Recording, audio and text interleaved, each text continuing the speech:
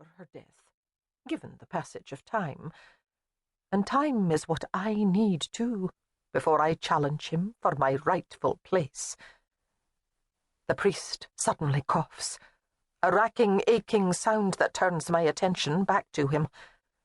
He looks as though he wants to weep. I stare at him until he regains his composure.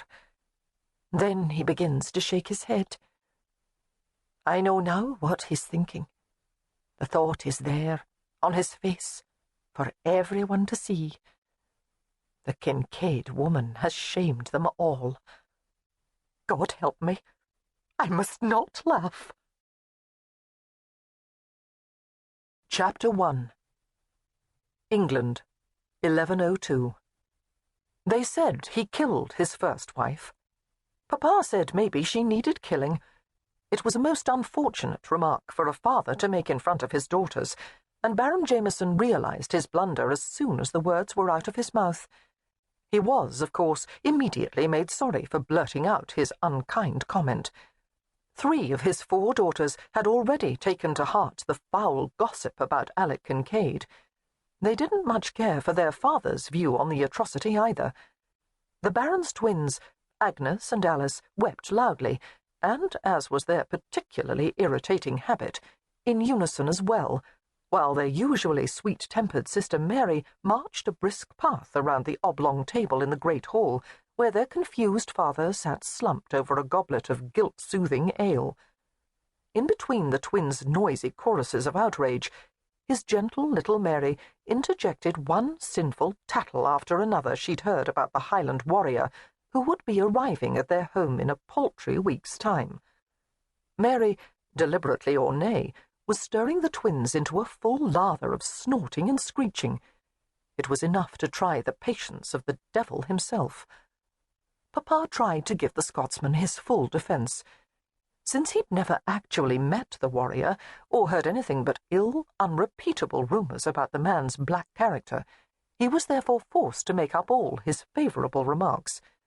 And all for naught.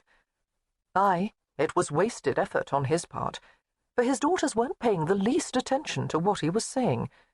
That shouldn't have surprised him, he realized with a grunt and a good belch. His angels never listened to his opinions. The Baron was terribly inept at soothing his daughters when they were in a state, a fact that hadn't particularly bothered him until today. Now, however, he felt it most important to gain the upper hand. He didn't want to look the fool in front of his uninvited guests, be they Scots or nay, and fool he'd certainly be called if his daughters continued to ignore his instructions. After downing a 3rd gulp of ale, the Baron summoned up a bit of gumption. He slammed his fist down on the wooden table as an attention-getter, then announced that all this talk about the Scotsman being a murderer was nonsense. When that statement didn't get any reaction or notice, his irritation got the better of him. All right, then, he decided. If all the gossip turned true, then mayhap the Scotsman's wife had been deserving of the foul deed. It had probably just started out as a proper thrashing, he speculated, and, as things had a way of doing, the beating had gotten a wee bit out of hand. That explanation made perfectly good sense to Baron Jamison. His comments gained him an attentive audience, too, but the incredulous looks on his daughters' faces weren't the result he'd hoped to accomplish. His precious angels stared at him in horror, as if they'd just spotted a giant leech hanging off the tip of his nose. They thought him daft, he suddenly realized. The Baron's weak temper exploded full measure then, and he bellowed that the sorry woman had probably sassed her lord back once too often. It was a lesson that his disrespectful daughters would do well to take to heart. The Baron had only meant to put the fear of God and father into his daughters. He knew he'd failed in the extreme when the twins started shouting again. The sound made his head ache. He cupped his hands over his ears to block out the grating noise, then closed his eyes against the hot glare Mary was giving him. The Baron actually slumped lower in his chair, until his knobby knees were scraping the floor.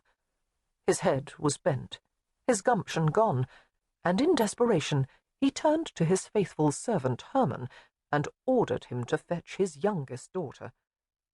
The grey-haired